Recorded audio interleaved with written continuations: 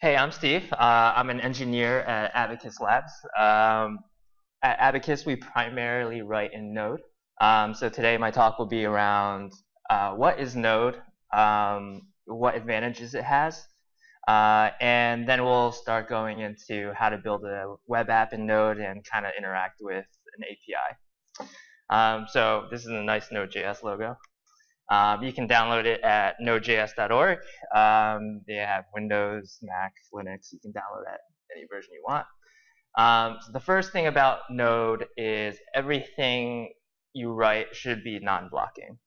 Essentially, when you have one file system call, you can execute another file system call at the same time. So here's like an example of PHP code where things block each other. So in my example, I have, we read a file, and then after when we read the file, we also want to get the contents of MLH. Unfortunately, because maybe the file is way too large, I don't actually get MLH until after the file has completed loading into memory. In that case, this is essentially what it does. It executes linearly, and theoretically, let's say each and everything takes 2 seconds. So in total, this piece of code in PHP takes about 4 seconds. Next, here's like a rewrite of exactly what I did before, but in Node.js. Here you can kind of like evaluate like everything is done with callbacks. So essentially what we're doing is I'm telling Node to read a file, and I say, when you are done, run this function.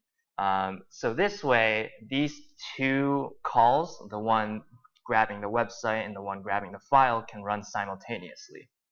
In essence, it looks like this. Reading the file and getting the file, or reading the file and getting the site are instantaneous. And each thing takes 2 seconds. But because both are running at the same time, it only takes 2 seconds total. So to summarize, you never need to wait for I/O. You can actually run multiple I/O operations in parallel, depending on how you write your code. Now, if you wanted to write the same exact code, the blocking code in Node.js, what you would need to do is run a callback within a callback, which says essentially like the white space says first read the file, after request mlh.io, and then print the body. So this is essentially the same code that was in PHP. And now you're asking yourself, what does this require magic? You've seen this in the previous slides. You're just like, what is this require request? Like, what is this magic? What is it loading? Good question. Require is actually a function of Node where you can actually include other modules. The first common one being your own module. To define your own module, you have to do a // which tells you this is within the current file system directory or your project. There's other modules that are provided by Node.js, such as the file system, FS. These are like predefined, and you can look up the documentation of Node of all these different things that you can include. There's also another way you can include modules, which is in a folder of your root project, or the root directory of your project called node modules.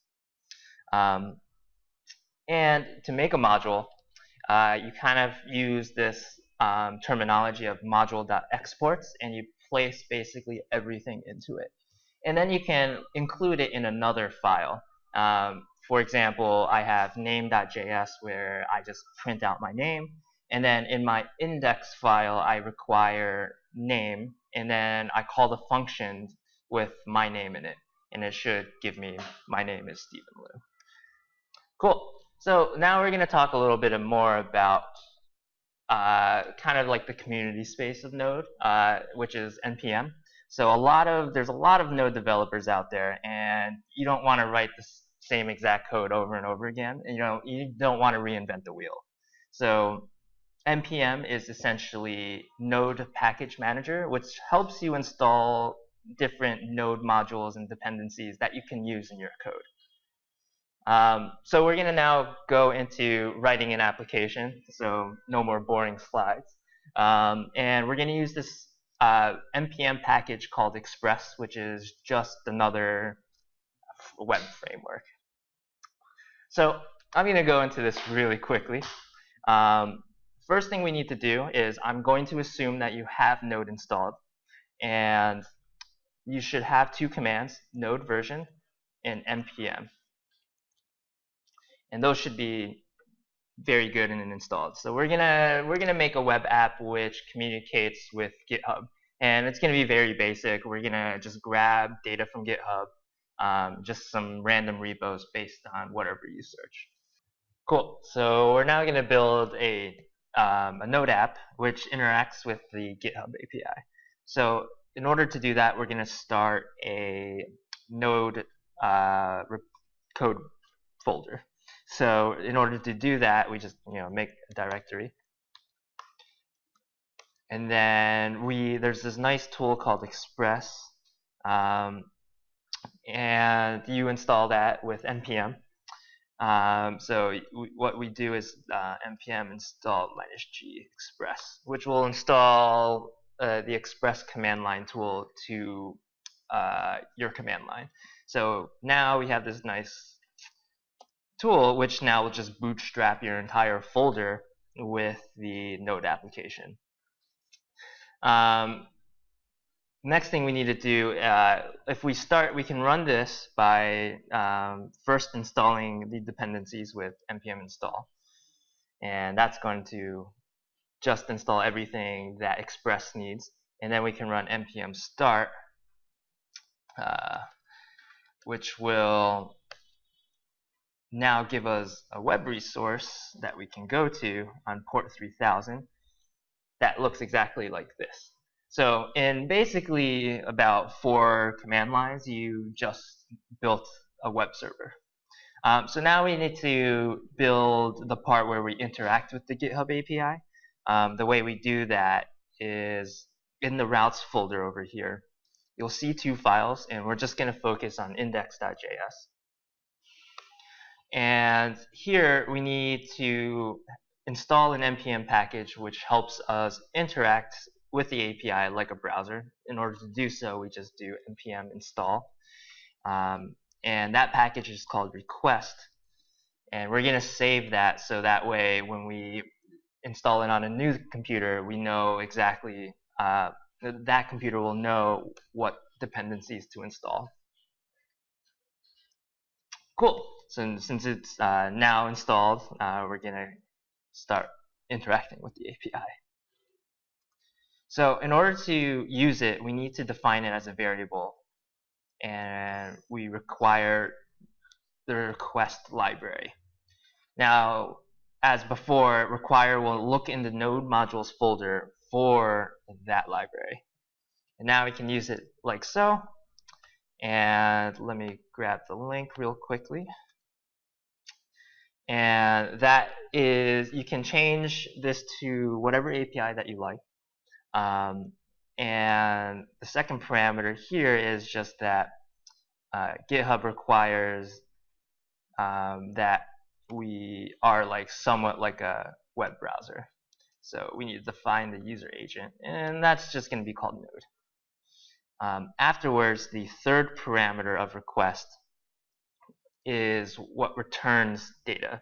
So first one being the error, if there are any, the response object, which is the entire web request, and body, which is the data that you want. And then in here, we're just going to console.log and just print it out to our console. Now, if I run the server again and then rerun the request, it's going to show me just, it's going to console log a blob of data. And this is essentially what GitHub is giving us, and now we just need to give it to the browser that we have. if you saw over here, it actually renders the request. It actually renders the template that you made before it actually finishes getting the request. So in order to fix that, we want to move this res.render line inside the callback function for the request.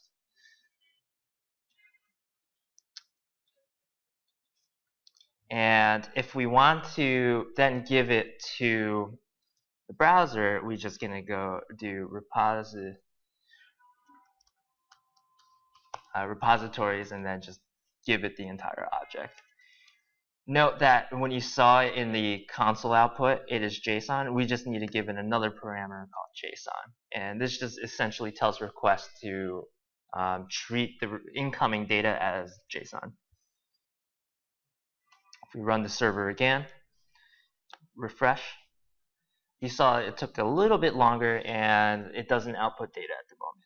So now, since we have all the repositories, the next thing we want to do is output the data into the browser. And the way we do that is we go into the views folder and modify this, this file called index.jade. Inside here, you saw title, which it's going to output the title. And in the next line, we're just going to write pre equals repositories. We run the server again, refresh, and now it's going to show object.object. So not very useful data at the moment, but we're going to make it better.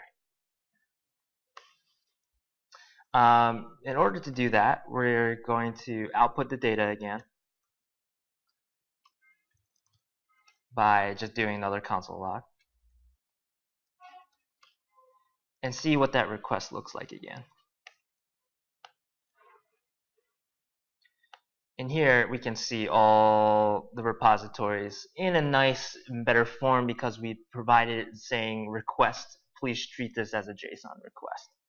And we're just going to look at the data and just see if we can just output all the names that we see.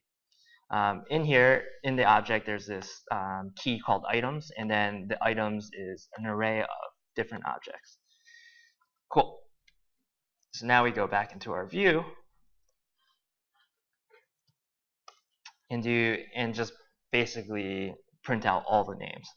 To do so, we're going to do for repo in repositories.items. Inside here, we're just going to output the repo name.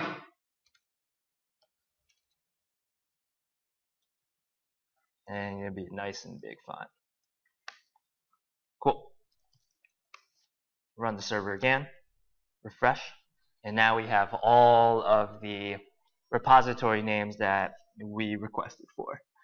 And that is a basic of creating an Express app.